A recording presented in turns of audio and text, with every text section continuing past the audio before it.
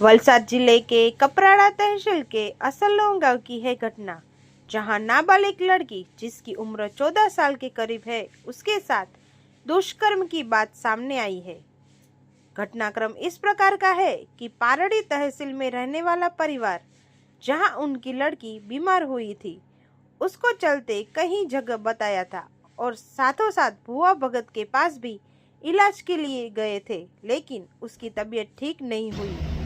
14 साल की लड़की की तबीयत ठीक नहीं हो रही थी तो परिवार ने उसके रिलेटिव को बताया और उसने कपराड़ा तहसीलन के असलोआ गांव लेकर गया, जहां देउड़ है जिसे एक शिनिष्य शंकर तड़वी देखते हैं, उनके पास ले गए तो उसने बताया कि इस 3 दिन के करीब रखकर जाना पड़ेगा। अच्छी बात होती तब मैं बताऊंगा, तभी उसे लेके जाना।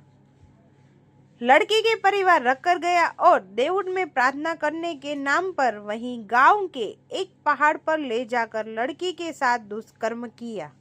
जब लड़की ठीक नहीं हुई और उसके माता पिता को बताया तो उन्होंने अभयम को कॉल किया और पुलिस पहुंची थी, जहां कपराड़ा पुलिस ने जांच प्रारंभ करी थी, जिसमें आरोपी कनिष्य भुआ भगत के नाम शंकर तड़वी को गिरफ्तार किया और जांच प्रारंभ करी। पारड़ी तहसील के 14 साल की लड़की अंधश्रद्धा की शिकार बनी। देउड़ में प्रार्थना कर लड़की की तबीयत ठीक करने के बहाने लड़की को हवस का शिकार बनाया। दुष्कर्म चलते केस दर्ज किया और आरोपी को दबोचा और लड़की को अस्पताल में भर्ती किया है। लपंट हवसखोर भगत ने अलग अलग जगह ले जाकर हवस का शिकार बनाया। इस घटना से ये घटना टॉक ऑफ द टाउन हो गई है। Bureau report, connect India. Pardi गामनी एक सगीरा छेल्ला एकाद महीनाथी बीमार रहती होय एमना माता पिता द्वारा अज्ञानताना कारणे एने अलग अलग मंदिरों में दरगाहो पर लई जई अने एने प्रार्थना करवामां आवती हती, परंतु ए साजी नहीं थता तेओ पोताना कोई सगावाला थ्रू ए जाणवामां आव्या हता के कपराड़ाना आसलोला गामे रहता शंकरभाई तड़वी करीने छे।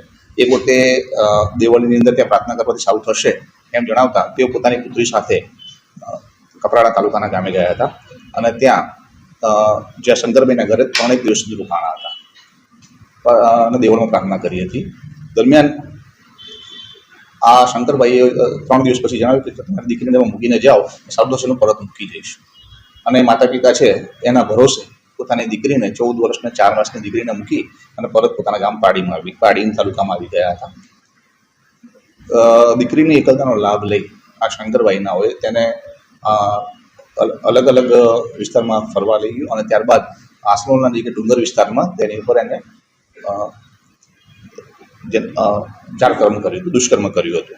आना कारणे दीकरी छे ए परत ज्यारे आवी अने पोताना सगावालाने अने गाममां वात करी त्यारे मैं अभयमनो कॉन्टेक्ट कर्यो। 181 पर कॉल करी अने अभयमनी टीमे दीकरीने पूछपरछ करता अने हिम्मत आपता दीकरीनी माताए जे आसनोल गामना जे छे તેમની વિરુદ્ધ શંકરભાઈ તળવી વિરુદ્ધ ફરિયાદ આપતા પોલીસે ગુનો નોંધી આગળની કાર્યવાહી શરૂ કરી છે અને તાત્કાલિક અસરથી આ શંકરભાઈ તળવીને પકડી લીધા છે। હું આ માધ્યમથી કહેવા માંગુ છું કે કોઈ પણ ઈસમ જે કોઈ પણ ધર્મના નામે જે ભોળી પ્રજાને ભોળવી અને દીકરીઓનો જે ગેરલાભ રહે છે એમને સજા થઈ જજો। પોલીસ તમને કોઈને છોડશે નહીં અને હું બધાને અપીલ કરું છું કે આવો કોઈ પણ કિસ્સો ધ્યાનમાં આવે તો સમાજની કોઈ પણ પ્રકારની બીક અથવા તો આરોપીની બીક રાખ્યા વગર પોલીસ પાસે આવો, તમને પોલીસ ન્યાય આપશે અને આપણે બધા એક સાથે મળી અને આવા જે ધર્મના નામે જે કરી રહ્યા છે એને જે પ્રપંચોને અટકાવીએ એ માટે જિલ્લા પોલીસ અને સમગ્ર ગુજરાત પોલીસ આપની સાથે છે।